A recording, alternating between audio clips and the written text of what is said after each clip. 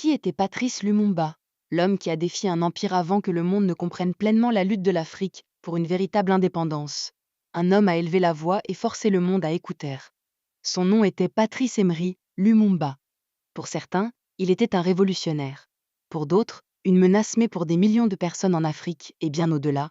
Lumumba est devenu un symbole de courage, de dignité et du prix élevé à payer pour dire la vérité. Au pouvoir, Patrice Lumumba fut le premier ministre de la République démocratique du Congo, un vaste pays d'Afrique centrale doté d'immenses richesses naturelles, or, diamants, uranium.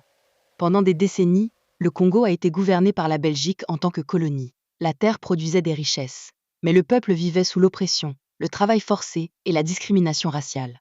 Les Africains n'avaient aucune voix politique dans leur propre pays. Lumumba croyait que cela n'était pas seulement injuste, mais inacceptable. Il croyait que le Congo devait appartenir aux Congolais d'un citoyen ordinaire à un leader national. Lumumba ne venait ni de la royauté, ni des privilèges. Il travailla comme employé des postes et journaliste. Mais il possédait quelque chose de rare, la capacité de parler avec clarté, assurance et conviction. Il organisa des mouvements politiques, exigea l'égalité et dénonça ouvertement le colonialisme à une époque où le fer pouvait coûter la vie. Son message était simple et puissant. Les Africains n'étaient pas inférieurs.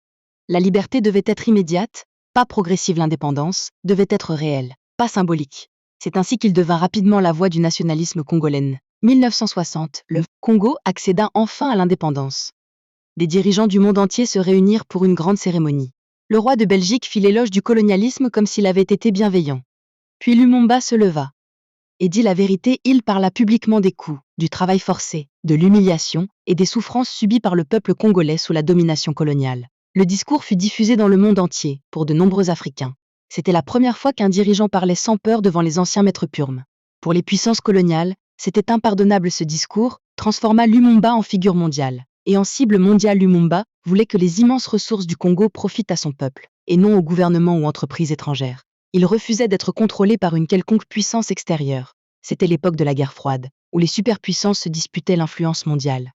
L'indépendance de Lumumba le rendait dangereux pour ceux qui préféraient des dirigeants dociles. Au lieu de soutenir la jeune démocratie congolaise, des gouvernements étrangers intervinrent. Des rivaux politiques furent encouragés. L'armée fut manipulée. En quelques mois, Lumumba fut renversé. Arrestation, exécution et silence. Lumumba fut emprisonné, torturé et publiquement humilié.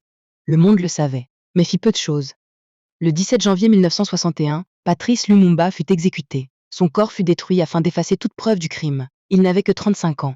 Pas de procès, pas de justice, pas de pitié. L'histoire de Lumumba n'est pas seulement une histoire africaine. C'est une histoire mondiale. Elle révèle comment les nations, nouvellement indépendantes, furent contrôlées par des pouvoirs cachés. Longs intérêts économiques influencèrent les décisions politiques. Les voix réclamant une véritable indépendance furent souvent éliminées. Aujourd'hui, lorsque l'on parle de néocolonialisme, d'exploitation des ressources et d'ingérence politique, l'histoire de Lumumba aide à comprendre où tout a commencé. Lumumba est devenu immortel, non pas parce qu'il a gouverné longtemps, mais parce qu'il n'a jamais renoncé à ses principes. Son nom est honoré à travers des universités, des rues et des mouvements dans le monde entier. Les luttes mondiales pour la justice et la souveraineté, chaque nation qui s'interroge sur qui bénéficie réellement de ses ressources. Lumumba disait « L'Afrique écrira sa propre histoire, et ce sera une histoire de gloire et de dignité. » Cette promesse reste inachevée. Mais vivant, Patrice Lumumba n'était pas parfait. Il était humain, mais il était honnête dans un monde bâti sur l'exploitation. Sa vie pose au monde une question intemporelle. Que se passe-t-il lorsqu'une nation exige une liberté réelle et refuse de s'agenouiller? Comprendre Lumumba, c'est comprendre le prix de l'indépendance. Se souvenir de lui, c'est refuser le silence.